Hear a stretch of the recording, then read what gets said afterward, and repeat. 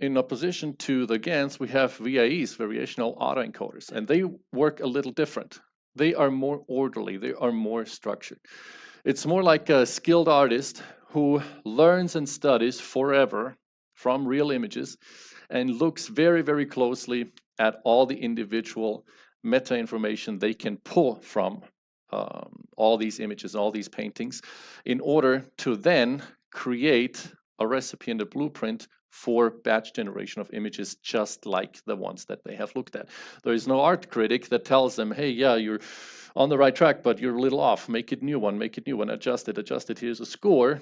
No, there's all the training is done beforehand, very extensively, and only after all the training has been done, no minimal corrections here or there, just all the training is done, then it spits out this blueprint or this recipe, and that contains information about style, about patterns, about features, brushes, color palettes, all different kinds of things that it learned from the image sets it was looking at, and then it can create images based on that. So it's more for very specific images rather than general images, right? GANs are more like generating something in general without any specificity to certain to certain topics or whatever.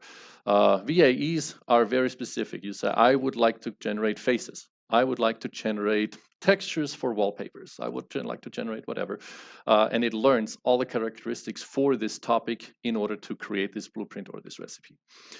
I used auto-generated AI service to create this image here, for instance. I wasn't sure how I would tell it what I want, right? I wanted to say, hey, if you were an artist and you were going to explain to someone what VAEs are, but you want to do it in picture form, how would you do it, right? And I wasn't sure how to create this prompt, so I was going into actually a GPT service, asking it to make a prompt for me, and then I used that prompt to create this image that you can see here, where a painter has studied many different versions of whatever they're trying to paint, whatever they're trying to create or sculpture, and then they create a batch of many iterations with minimal differences of that blueprint, of that recipe, where the user, us, can then say, okay, we like this direction, we like this direction, we like not this direction, and based on whatever we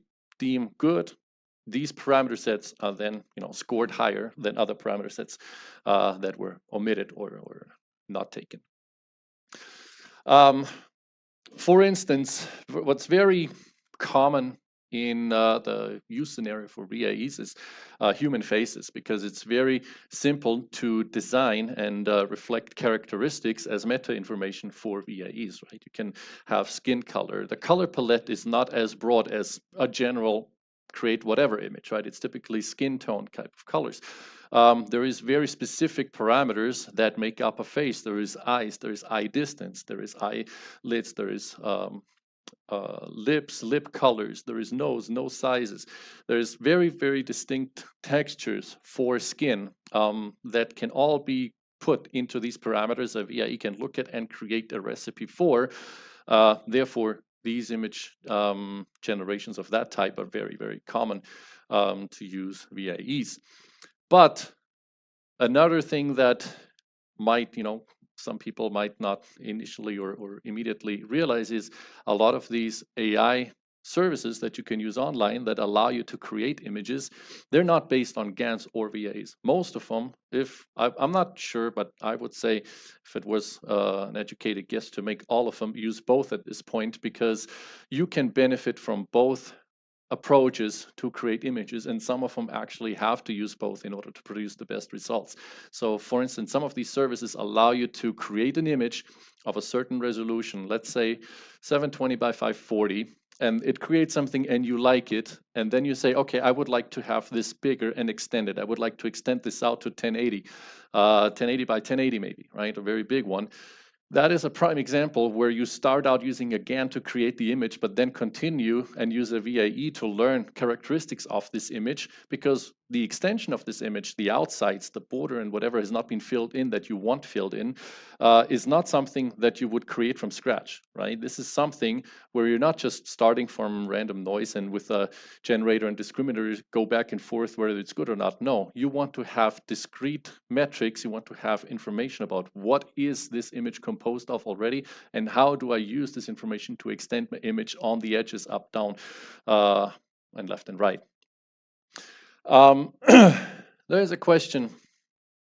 Given the same input, do they generate the same output? A real artist would probably create something slightly different. No, they will create something different. Both of them, GANs and VAEs, will always create something different. It will never be exactly the same. Especially with VAEs, as we've seen, we create batches, right? We're creating a recipe or a blueprint, and we usually run this in batches. We don't create just one. We create whatever we say, however many we want, in order to then nail down certain recipes that we like and certain recipes that we don't like. But ultimately, it's always going to be something different.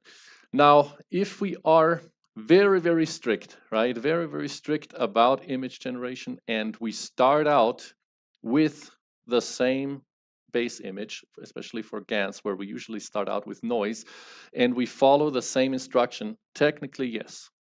Ultimately, it's still going to be recreatable with the same seed, with the same algorithmic. You will be able to create the same image again, but that is not the point of AI image generation, right? The point is that it learns what is good, that it omits what is bad, and gives the user, us as humans, a choice of what we think is good, because it cannot decide what looks good and what looks bad, right? It needs feedback from us to tell it, yeah, we like this, we don't like that, and it might make an image where you say, yeah, it might say, this looks like a giraffe, that looks really good, but we, say, no, well, I've seen what a giraffe looks like. It has a lot, taller neck, for instance. It's not a good giraffe, so make a change, make it taller. So it needs that feedback in order to learn what actually is good, what isn't good. Do tools like Midjourney use a combination of these two? Yes, right?